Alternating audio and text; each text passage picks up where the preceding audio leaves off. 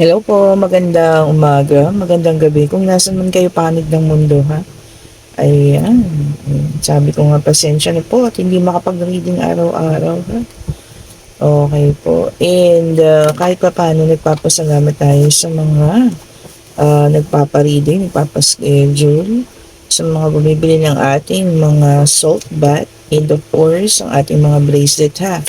Mag-inquire lang po kayo. Nilalagay ko na po yung link dito mismo sa mga ano natin, ha, sa mga videos po. Ayan.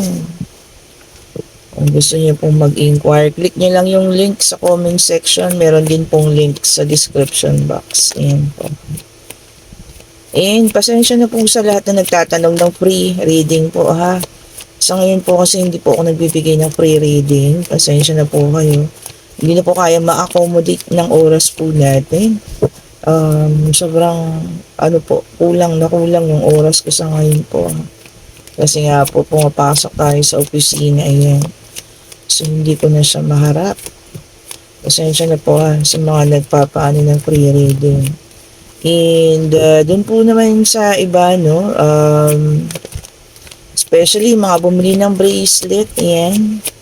Tapos mag-chat ulit na tungkol sa mga ano ninyo. Pasensya din po kung hindi ako nakaka-reply, ha. Kung mag-chat kayo ng tungkol sa mga problema ninyo, ayan, pasensya na po kasi sobrang busy ko po talaga ngayon. Ayan. Mga nagtatanong, mga ganyan, ano daw yung dapat gawin. Okay po, sa inyo po kasi, para sa akin, ha, pansarili nyo po yan, kayo po ang magdesisyon kung ano po yung dapat ninyong gawin. Okay po.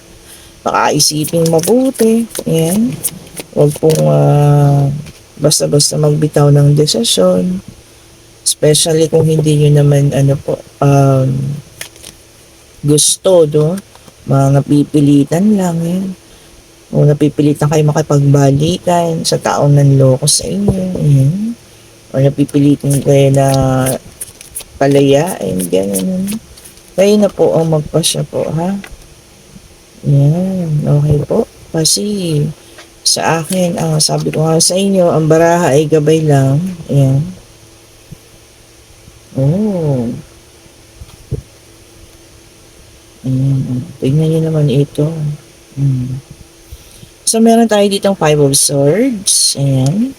Meron tayong Knight of Pentacles. And meron tayong the Moon. And meron tayong the Justice. Ayan. Ace of Pentacles. Ayan po. Tingnan ninyo. And parang feeling ko rito may involved na pera. Malaking pera yung involved dito sa relationship na ito. Okay po. Ayan, no? Tapos defeat, natalo yung isa, ha. Ayan. So nagkaroon ng pagkatalo. And ito, ang ating Knight of Pentacles. Ayan, no? Meron cheating, may panglulokong nangyari. Ayan. Maaring may pangloloko pa sa financial, ayan, tawag doon, nastafa ka, or ano, ganun, ano, niloko ka ng taong ito. Tapos, ayan, ginawa ka lang niyang, ano sabihin dito, ginawa ka lang niyang hingian ng, pera, ganun, tawag doon. Kung hindi mga sugar mommy, sugar daddy, ganyan. And tatlo pala kayo. Ayan. Tatlo pala kayo, no? Or tatlo pala kayo. Kumbaga, may third party tayo nakikita dito, no? Sa sitwasyon na ito. So, ayun. Literal na talagang sa pera lang niya ang ginusto niya sa'yo. And may nakita naman tayong karma. Ayan. Kung ano man daw po ang mga nawala sa'yo. Especially kung financial ito, may parating naman na kapalit. And para sa taong ng loko, syempre karma. Hindi naman po nawawala ang karma. Lagi nandyan lang yun sa tabi, ha. Okay. So ito po isang tao na nang loko sa'yo. Ayan. Maaaring sa financial. Kasi ito rin, puro financial yung daladala niya. Pinaniwala ka na mahal ka. Ayan. Sige, ikaw naman. O, sige, tulong. Sige, bigay. O, mahal mo eh, di ba? Pag mahal kasi, lalo na kung mahal mo talaga, no? Kung kaya mo namang ibigay, o wag po kayong magsinungaling, pero totoo yan. Kung kaya mong tumulong, kung kaya mong ibigay, basta mahal mo yung isang tao, itutulong at itutulong mo eh, di po ba? Kaya lang, feeling ko dito, ang laki ng nakuhang nito, kaperahan. Kasi naman po itong taong ito na lumapit sa inyo, sinabing mahal kayo, ayan. Kaya lang talagang, ay nako. Or baka kayo pa ay ginamit, ginawa kayong mga guarantor, di ba? Usong-uso yan ngayon. Siyempre ikaw, maganda ang credit standing mo or gumamit ng credit card mo, ayan, na talagang nilubog ka sa utang. Ngayon, isa ka sa nagsasuffer magbayad kasi nga itong taong ito ay meron naman palang or sumama din sa iba. Diba? Grabe Ito yung literal na talagang penerahan kayo. Yan. And then meron tayong the star. Yan po. Sabi daw po, yung faith lang. May pag-asa po Ayan. Maniwala, magdasal, magtiwala sa Diyos Marami pong ganitong sitwasyon ngayon na kayo ang nagbabayad ng utang pero hindi kayo ang gumastos. Kumbaga kayo na yung tumulong pero kayo pa yung sa ngayon talagang kayo yung nagbabayad Ayan. Sana sa susunod na tayo magmahal, matuto na tayo, no? And then meron tayong 4 of Wands, ayan. And this is a fire sign. Yung kanina is an air sign. Ayan. Okay naman na daw po kasi meron na kayong freedom or nakaalis na kayo sa ganyang sitwasyon. Yun nga lang, kayo yung nagsasuffer Kasi nga, syempre kayo yung hinahabol Kung bangko man ito, kung ito man ay sa tao, kung ito man ay mga lending, ayan, kayo yung hinahabol po And then, meron tayong the fire sign, ayan, which is the strength. Ayan po, So, air, fire, and fire. Ayan. Lakasan lang daw po ang loob. Tapangan ang sa hamon ng buhay. Ayan. Pagsubok lang daw po ito. Malalampasan at malalampasan naman Magtiwala lang po sa inyong kakayahan. Yun nga lang, medyo mabigat, Napakabigat. And meron tayong 3 of Swords, naka-reverse naman. Sabit po dito, forgiveness and releasing the pain. Ayan, i-release nyo na daw po lahat ng sakit na nararamdaman And yun nga, magpatawad na. Pero nako naman, Diyos ko, hindi siguro ganun kadaling magpatawad, lalo na, kung napakalaking pera na yung involved, hindi lang napakalaki, tapos sa iba't iba pang tao. Ayan, di po ba, sa mga iba't ibang tao pa kayo kumuha ng pera or iba't ibang institusyon, pwedeng bangko, ayan, mga loans. Okay, ito ay para sa iba naman po which is a water sign, ayan. Meron tayong 3 of Cups. Ang iba po sa inyo ay magkakaroon ng collaboration, ayan. Maaring meron kayong business partnership, ayan. Magkakaroon kayo ng mga bagong idea, meron ding happiness, ayan. Kung sino man po yun nasa sitwasyon ngayon na talagang kumbaga inilubog kayo sa utang ng taong ito tapos kayo iniwanan, huwag ka po mag-alala kasi meron at meron din sa kanila tawag dyan, darating na para sa kanila Yun nga lang, apakasakit, And then, meron tayong 10 of Swords. Ayan, ito nga, which is an air sign. Deep wounds, malalim na sugat. Yung iba po sa inyo talagang hindi ganun makabilis makaka-move on. Hindi ganun kabilis makakaalis sa ganitong sitwasyon po. Or kung anumang sitwasyon po yan, na kung anong meron kayo ngayon. Okay po. Masakit, Kasi akala mo, nagmahal ka lang naman Tapos gusto mo lang tumulong, pero yun pa yung nangyari. Diba? And then, meron tayong Knight of Swords in reverse, which is an air sign. Oh, puro air dito ngayon, ha? Pero isang water. Wala pa tayong earth and fire.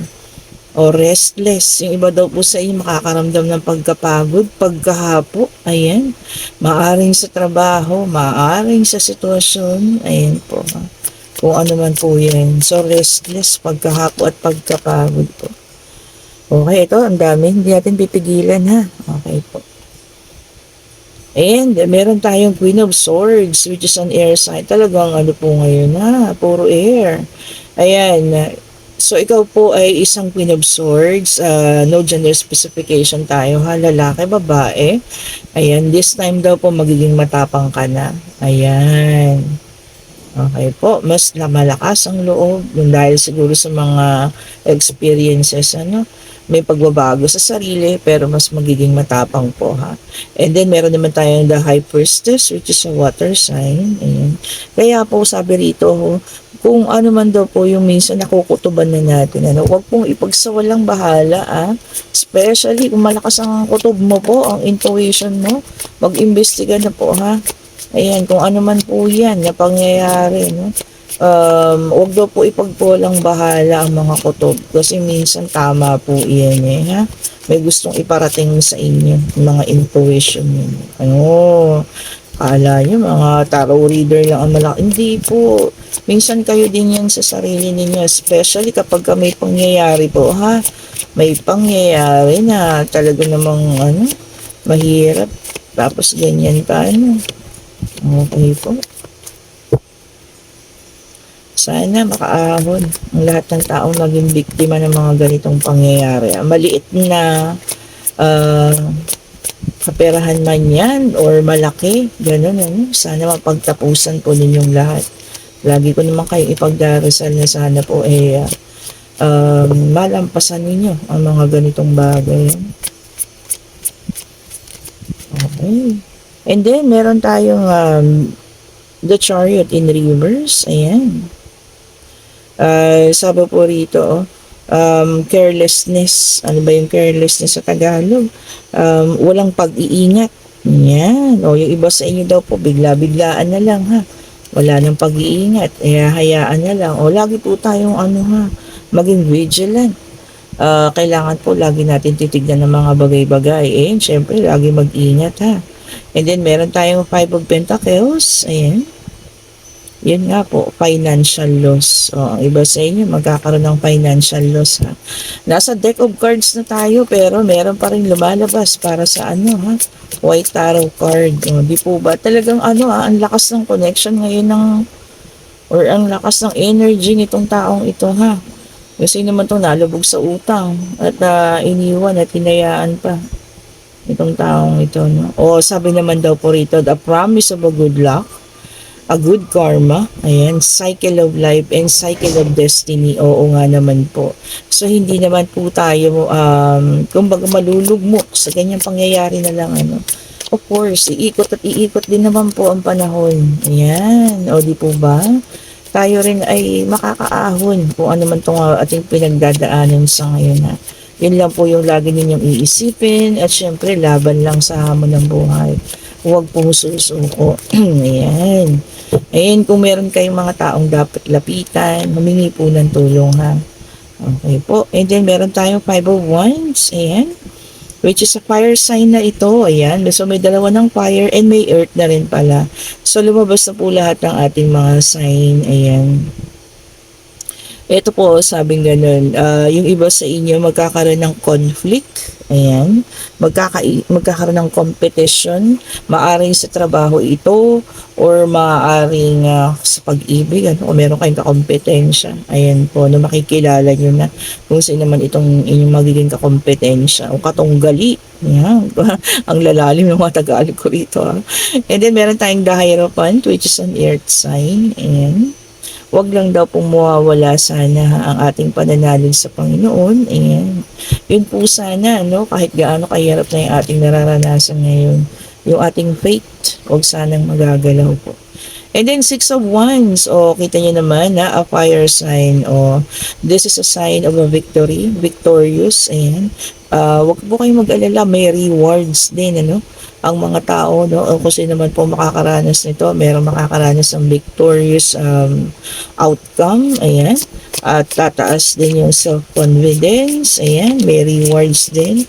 Meron din pong good news na parating, ha, kung para kanino man ito, no, ito man ay sa inyo or para sa ibang tao. Basta ang payo ko lang po, no, kung nalubog kayo sa utang dahil sa paggagawa ng isang taong maitim ang budhi, yan, ha, maitim ang budhi mo, gano'n. Ano po, wag na po kayong mangutang ulit para ipambayad lang sa utang, ha, kasi mas lalo pong malulubugan. Kung pwede nyo kayo makiusap, pwede nyo pakiusapan, ganyan, makipag-usap na lang po ng settlement na pwede ninyong gawin, ha. Ayan. Ganun po talagang minsan sa sobrang pagmamahal natin, ano, kahit hindi natin kayang ibigay, na ibibigay natin. Kung sino man sa inyo yan, ha, na nakakaranas po ng ganun. Sana po mapagtapusan na ninyo yan. And then, meron tayong Ace of Wands, ayan, which is a fire sign. Para po naman sa ilan, ha, magkakaroon kayo ng desire, kagustuhan, maaaring kagustuhan sa paghanap ng trabaho, ayan, kagustuhan na umalis sa isang sitwasyon na mabigat, ayan, kagustuhan na sana ay makahanap na ng ibang no, tao na maaari na makapagpasaya sa inyo ng katotohanan na totoo at lubusan, ano. And then meron tayong water sign, ayan, letting go. Yung iba talaga sa inyo, ile-let go na po, ha. Kung sino man yan, kung ano man yan, pangyayari man yan, ano. Okay po, sana i-let go na, ha. Huwag na po natin yung ano. Pero ang sakit, ano, yung sa umpisa, tinulungan mo, binigay mo lahat, binigay mo ang kaliwa mong kamay, pati ang kanan, kinuha, ayan. Binigay mo ang puso mo, binigay mo buong pagkatao mo, no. So, lahat-lahat na, pero at the end, nung wala nang mahut-hut sa'yo at lubog ka na sa kautangan, bigla kang iiwanan.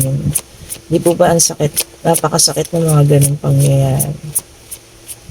Diba? Kung sino naman po yung nakaranas sa inyo yan, ha? Comment down below. Ay, naku.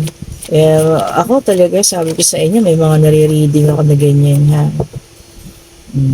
Minsan, gusto pa nilang magbalik. Naku, sabi ko nga, magising na po. Wag na pong na bumalik po sa inyo yung ganyan tao dahil talagang hindi kayo titigilan yan. And then sabi po rito, ang ilan sa inyo will choose happiness. Magiging masaya na lang. Kung single ka, no, at nakakaramdam ka ng katahimikan, kasiyahan sa puso mo, bakit ba hindi? Ano, di ba? Maging single ka muna hanggang sa dumating yung tamang panahon para sa'yo. Yung tamang panahon, tamang tao na dadalhin sa iyo ng universe na para sa iyo po. Okay po, walang masama po sa pagiging single. Wala pong masama, ha? Especially kung meron kang peace of mind. And then, meron tayong Two of Swords. Ayan. Sabi po rito, iba sa inyo magkakaroon ng confusion and fear, takot. Kung ano man yun, ha? Pagkalito, confusion, ayan. Pagdadalawang isip. Ayan po. And then, meron tayong Queen of Pentacles, which is an earth sign. Yung iba sa inyo magiging practical. Ayan. O kung ano man yung pagiging practicalan po ninyo, ha. O maaaring makatulong po sa inyo yan. Kasi nga, practical na lang. Sa bagay, sa ngayon talaga, sa panahong ito, wala naman mas maganda kundi maging practical na lang tayo, no? Sa mga bagay-bagay po. And ngayon, tignan natin ang inyong pag-iibigan. Tingnan natin. Pay attention to the signs. Ito na nga. Sabi, the synchronicities you have been noticing are not coincidences. Kung meron, sabi ko nga, diba, una pa lang, kung meron kayong mga napapansin na red flag na, no, bumitaw na po agad. Ayan, bago pa tayo malugmok sa kahirapan, sa sobrang sakit. Bumitaw na po, ha, kung ano man po yung nararamdaman nyo na yan. Okay po. Marami talaga po, minsan ginagamit ang magtamis na dila, ayan, matatamis na salitaan. Baka panloko lamang ng tao. Maging vigilant po tayo sa paligid, ha. Maaaring sabi-sabi sa'yo ng I love you, pero, 'di ba? Yan po ha, maging vigilant tayo po. At maging bukas ang ating pag-iisip at ang ating puso po.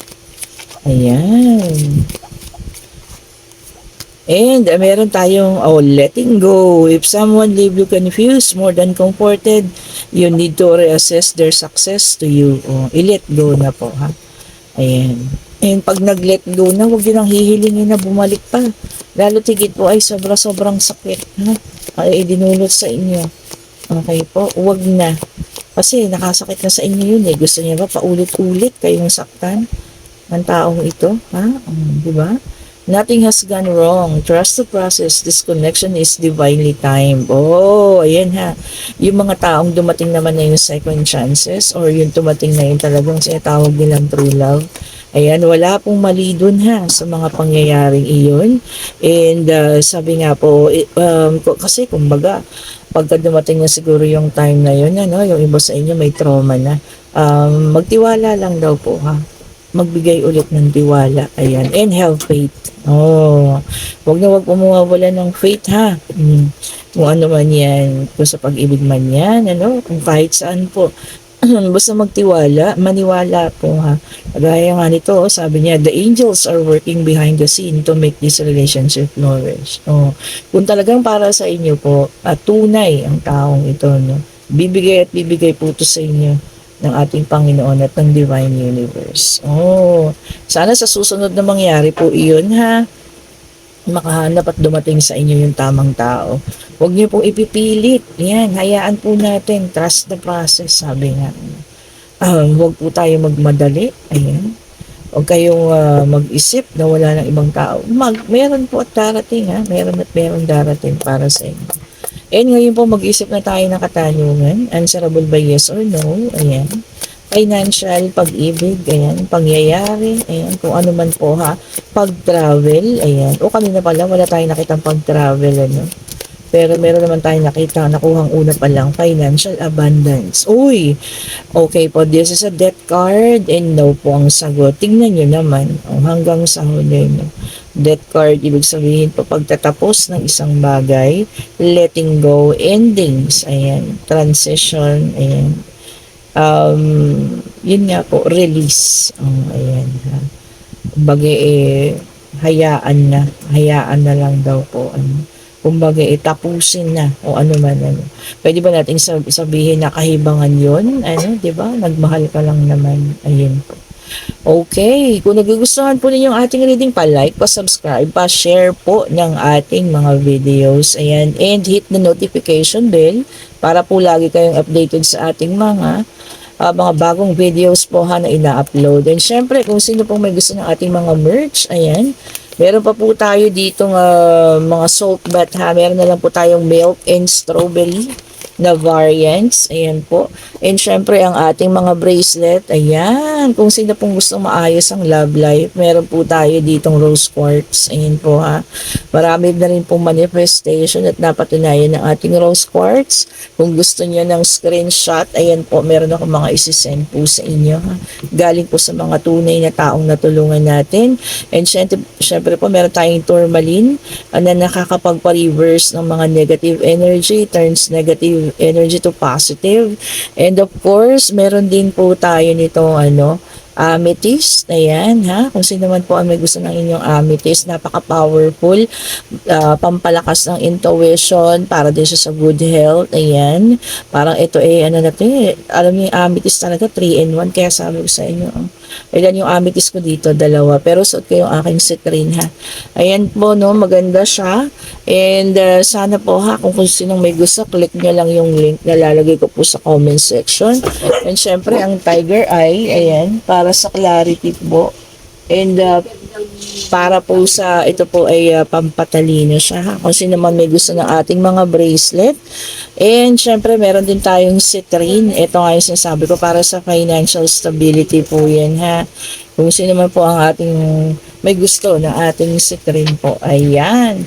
Ito po yung isang citrine, which is the light citrine. Hindi ko lang alam kung may stock pa ako nito, Pero ito po ay marami. Ayan po ha, itong citrine na orange. Which is, ito po talaga ay sobrang Talagang ito ang daming napatunayan na sobra po ha. Kung gusto niyo na talaga ng mga manifestation, ayan. Maganda po yung ating citrine ha. Ayan. So, i-click nyo lang po. Ayan, kung may nakikita kayo. Ayan. Oh, nag-glow na naman. Nakita nyo po ba? Ayan, humingi na po kayo. Humingi.